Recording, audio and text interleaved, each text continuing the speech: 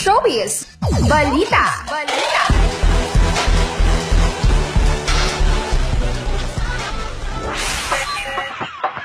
Dumalo sa pinakaunang pagkakataon ang singer-songwriter na si Jyree Lim sa Binibining Kalikasan 2018 na ginanap sa Kidapawan City Gymnasium nito lamang Sabado ng gabi. Kinilig ang karamihan, lalo na ang mga kandidata nang lumabas na ang natural singer para haranahin ang mga ito. Perfect ni Ed Sheeran ang kinanta nito para sa kanila.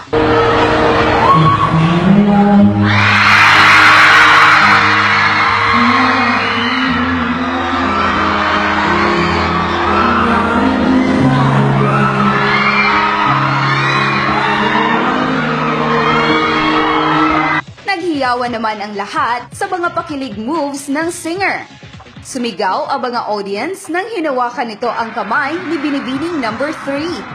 At nakaduet pa nito si Binibining number 7. Kinanta naman niya ang mga sariling komposisyon nito, isa na dito ang Magkabilang Mundo. Ayon sa singer, sobrang saya at overwhelming ang naramdaman nito sa pagtanggap ng mga Kidapawenyos. Sobrang saya, sobrang overwhelming kasi lahat na welcome ako ng mga tao dito. So, sobrang sarap sa pagramdam. Maliban sa pag-serenade, ay naging hurado din mismo ang singer sa naturang pageant na aminadong nahirapan ito sa pagpili kung sino ang mananalo. Sobrang ang gagaling nila lahat, deserving silang manalo lahat. Actually, nahirapan ako mag-guess kasi lahat sila magaganda, tapos lahat sila matatino. Actually, sobrang na-surprise ako dun sa question and answer portion, lahat ng mga sagot nila. Merong mensahe naman ang singer sa mga Kidapawenyos. Taga-Kidapawan, maraming salamat po sa patuloy na pagsuporta at sa pag-welcome sa akin dito sa inyong lugar. And of course, sa mga taga-Kidapawan,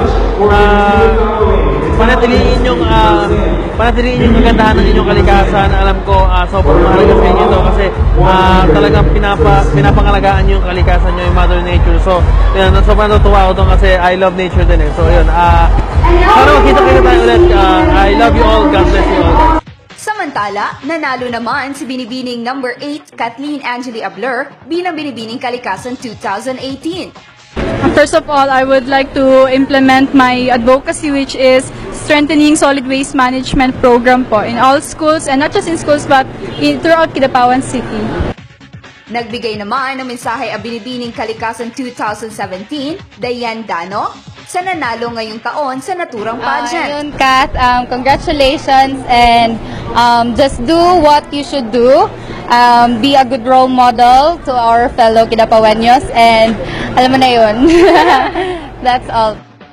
First runner-up naman si Binibining number 9, Rica Sabanal, at second runner-up si Binibining number 1, Juvie Santander. May mensahe naman ang singer sa Binibining Kalikasan 2018. Sobrang congratulations. You deserve the crown tonight. Sana pag nanalo ka na yan, huwag ka magbabago. Of course, maging humble ka pa rin. Stay humble. Stay your feet on the ground. Matapos ang event, namataan naman ang singer na nagipagjamingan sa isang resto bar sa lungsod.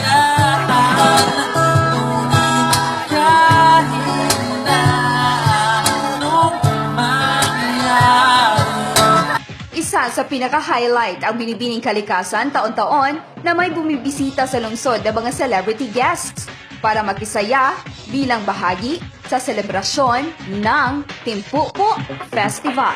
Good morning, NC. Good morning, North Cotabato. Good morning, NC. Good morning, North Cotabato. Good morning, NC. Good morning, North Cotabato. Ako si Nedmay P. Kirante para sa Showbiz Balita.